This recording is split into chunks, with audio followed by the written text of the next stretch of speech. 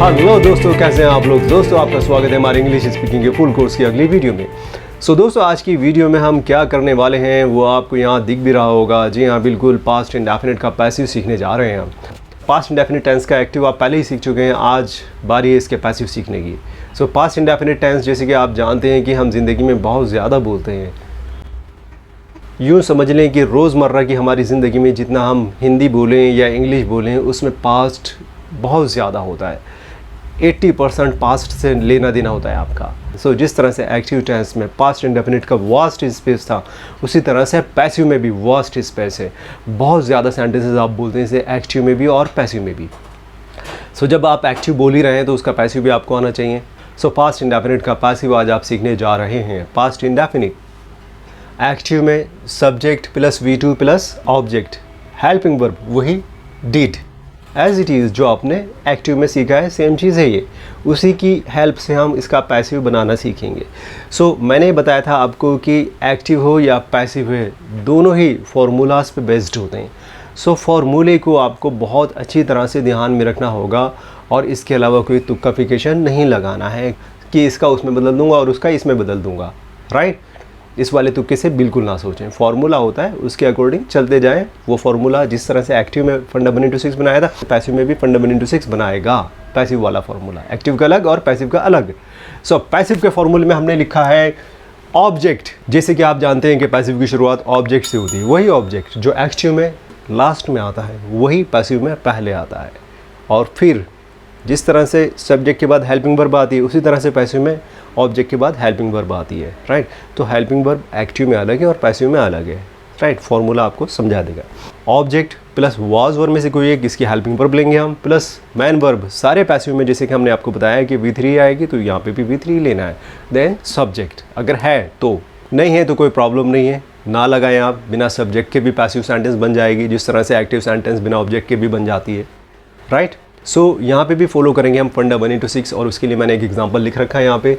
तुमने ये कुर्सी तोड़ी थी पास्ट में, गुजरी हुई बात, कभी भी तोड़ी थी, आज सुबह तोड़ी, कल तोड़ी थी, 1 साल पहले तोड़ी थी, कभी भी तोड़ी थी। राइट, एक्टिव में उसी फॉर्मूले के अनुसार जाएंगे जो एक्टिव का है। Subject plus V2 plus object, helping verb did. अगर लगता है तो, नहीं लगता है तो ना लगाएं। वैसे पहले नंबर पे मना होता है, बाकी 5 में लगता है। सब्जेक्ट के अनुसार तुमने यू, देन V2 तोड़ने की, ब्रेक होता है उसका V2 ब्रोक लिया हमने। देन ऑब्जेक्ट क्या चीज़ तोड़ी थी, कुर्सी, यू ब्रोक दिस चेयर। अब इसके पैसिव पर आते हैं। पैसिव के लिए भी फॉर्मूला पहले से ही तैयार है। ऑब्जेक्ट, ऑब्जेक्ट क्या हुआ, उस चीज़ का नाम जिसे तोड़ा गया, दिस चेयर। दिस चेयर आप यहाँ लिखेंगे, फिर वाज वर्ब, फिर प्लस V3 प्लस सब्जेक्ट। चलिए लिखते हैं।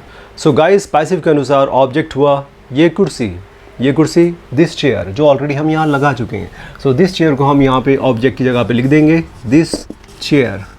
देन वी नीड वाज और वर्ब में से एक। वाज एक ही चेयर थी तो था का मीनिंग भी आ रहा है तो इसलिए हम वाज लगाएंगे, this chair was. Then V3 break का V3 ब्रोकन, V2 ब्रोक है लेकिन V3 तब्दील हो जाएगा, ब्रोकन हो जाएगा। This chair was broken by you का यू ही रहेगा, कोई तब्दीली नहीं आएगी, by you. Now the sentence 1 is complete. पहले नंबर की सेंटेंस कंप्लीट हो जाती है फॉर्मूले के अनुसार। देख लें आप लोग, object was verb plus V3 plus subject सब बराबर है। This chair was broken by you. Sentence number 2 active में है, तुमने ये कुर्सी नहीं तोड़ी थी या नहीं तोड़ी। बात एक ही है, था थी लगाओ या ना लगाओ तब भी पास्ट माना जाएगा।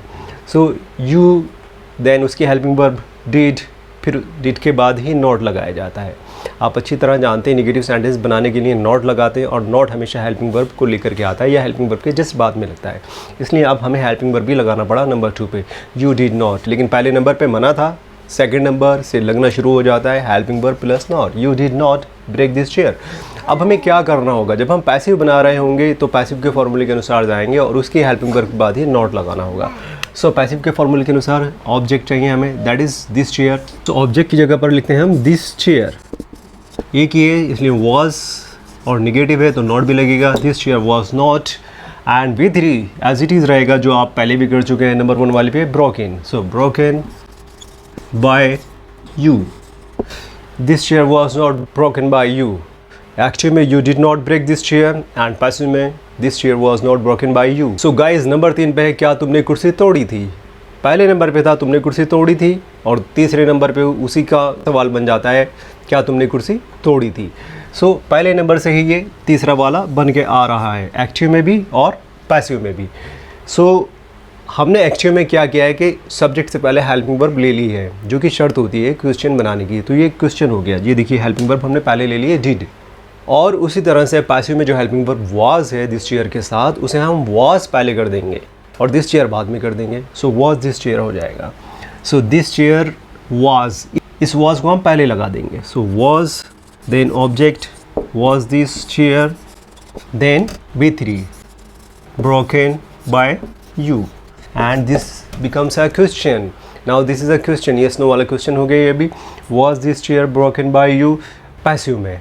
तो आप लोगों ने देखा कि यहाँ पे कोई तुक्काफिकेशन नहीं है कि यार डिड जो है वो वाज में कन्वर्ट हो जाएगा, ऐसा कुछ नहीं है। जब आप फॉर्मूले के अनुसार करना जानते हो, एक्टिव में सीख चुके हो अच्छी तरह से, तो आपको पैसिव में भी सेम वैसे ही करना है।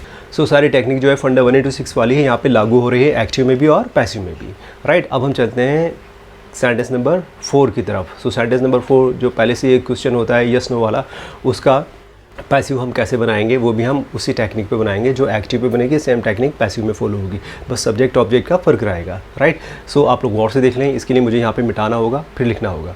सो दोस्तों सेंटेंस नंबर 4, 5, 6 ये रही आपके सामने। Sentence number 4, did you not break this chair, क्या तुमने ये कुर्सी नहीं तोड़ी। यस नो वाला सवाल हो गया। सो जैसे कि आप जानते हैं कि ये चौथी वाली सेंटेंस नंबर 2 से बनती है, तुमने ये कुर्सी नहीं तोड़ी है, उसी का क्या तुमने ये कुर्सी नहीं तोड़ी हो गया है। सो वहाँ पे जो सेंटेंस एक्टिव में बनी थी यू डिड नॉट, उसी का डिड यू नॉट करके हमने ये एक्टिव बना दिया। अब इसी तरह से सेंटेंस नंबर 2 का जो पैसिव था वहाँ से हेल्पिंग वर्ब सब्जेक्ट से पहले लेकर के हम क्वेश्चन बना देंगे। So this chair was not broken by you का was this chair not broken by you हो जाएगा, हेल्पिंग वर्ब पहले लेते हुए ऑब्जेक्ट से, right. So was this chair not broken by you and इस तरह से ये सेंटेंस नंबर 4 भी कंप्लीट हो गई, राइट। ध्यान रखिएगा सेंटेंस नंबर 4 एक्टिव और पैसिव दोनों ही तरह से सेंटेंस नंबर 2 से निकल करके आती है, राइट। अब हम चलते हैं सेंटेंस नंबर 5 की तरफ। Sentence number 5, how did you break this chair, तुमने ये कुर्सी कैसे तोड़ी। एक्टिव में हो गया। अब इसी तरह से पैसिव में ये कुर्सी कैसे तोड़ी गई तुम्हारे द्वारा हो जाएगा। सो वॉज दिस चेयर तो आप करोगे ही करोगे, उससे भी पहले ये हाउ जो एक्टिव में पहले लिया आपने वही पैसिव में ले लेना है। So how was this chair broken by you, ये कुर्सी तुम्हारे द्वारा कैसे तोड़ी गई।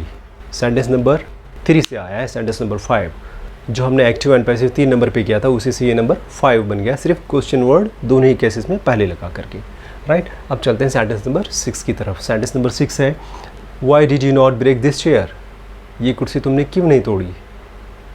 लॉजिकली ये सेंटेंस नंबर 4 से बनी है, जिसमें हमने हेल्पिंग वर्ब सब्जेक्ट से पहले लिया है, उससे पहले एक और क्वेश्चन वर्ड लगा दिया है। So why did you not break this chair ये एक्टिव में हो जाता है और इसी तरह से क्वेश्चन वर्ड सेम रहते हुए व्हाई पैसिव का हेल्पिंग वर्ब वॉज और फिर ऑब्जेक्ट लेते हुए दिस चेयर एंड नॉट, फिर मैन वर्ब B3 लेते हुए broken by you.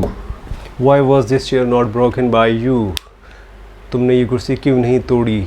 Sentences complete हो जाती हैं। सो सेंटेंस नंबर 3 से ही 5 बनी है और 4 से ही 6 बनी है, राइट। लॉजिकल होता है, बहुत लॉजिकल होता है ये। सो गाइज़ उम्मीद है कि आपने ये फंडा 1 to 6 अच्छी तरह समझ लिया होगा कि किस तरह से सारी एक्टिव सेंटेंसेस पास्ट इंडेफिनिट की किस तरह से सारी पैसिव सेंटेंस बनाएंगी। टेक्निकली इनमें अब कोई भी कमी नहीं रह जाती है। अगर आपने ये सीख लिया तो समझ लिया आप इंग्लिश बनाने के इंजीनियर बन गए, एक्टिव के भी और पैसिव में भी। सो गाइज़ इसकी बहुत सारी सेंटेंसेस की प्रैक्टिस हम करने वाले हैं अगली वीडियो में। Stay tuned till then, bye bye.